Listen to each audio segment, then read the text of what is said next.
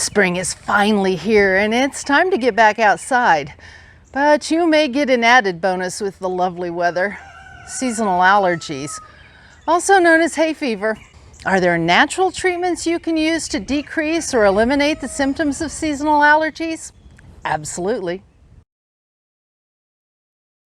Stinging Nettle is a member of the mint family and is used for many health reasons, one of which is its antihistamine effects that reduce the symptoms of hay fever.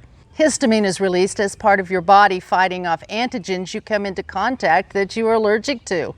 If you have hay fever, these antigens come in the form of pollen.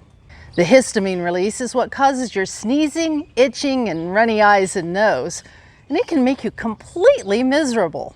Drinking a cup of tea from fresh or dried nettle leaves or taking a half teaspoon of nettle tincture twice a day can prevent or relieve the symptoms of hay fever. For best results, start taking nettle about a month before hay fever season starts. If you have a stuffy nose, you may want to try an herbal decongestant. If you've ever eaten hot peppers or horseradish, you already know how well they work to drain your sinuses and open up your head. A half teaspoon of either plant chopped up and held in your mouth for as long as you can stand it should get those sinuses cleared in a hurry. This treatment, while very effective, is not for the faint of heart, so you may want to try something a little bit milder instead. 1 tablespoon of garlic tincture up to 3 times a day can help open up your sinuses. Large amounts of garlic can interact with blood thinners and possibly with anti-diabetic medications, so check with your doctor before taking larger quantities than you would normally use in food. Lemon thyme is another herb that has decongestant properties. 1/2 teaspoon of dried lemon thyme steeped in a cup of just boiled water for 10 minutes can be drunk up to 3 times a day to help clear your head congestion.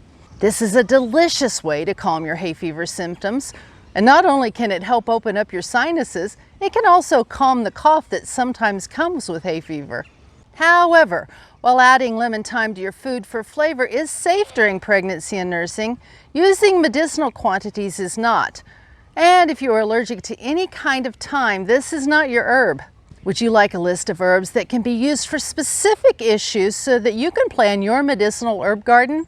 I will leave a link in the description below so you can get one. While eating local raw honey is a popular way of controlling hay fever symptoms, and many people swear by it, there is little scientific data to back this up. One study did show good results when test subjects took 1 gram per kilogram of body weight daily divided into 3 doses. If an average person weighs 180 pounds or 82 kilograms, they would have to take about 27 grams of honey with each meal. This is 1 1/3 tablespoons or 20 mils of honey 3 times a day. That's an extra 256 calories per day of pure sugar. This is definitely not a good choice if you're trying to lose weight or if you have diabetes. Also, it took 8 weeks of continuous dosing to see any significant decrease in hay fever symptoms. Have you ever tried local raw honey to prevent your hay fever symptoms? Did it work for you? Leave your comments below to help others decide if this might be a treatment they want to try. If you found this information helpful, but you want more information on natural ways to keep yourself and your family healthy, click here.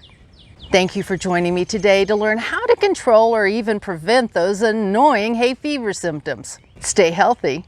Does honey work for you? And have a blessed week.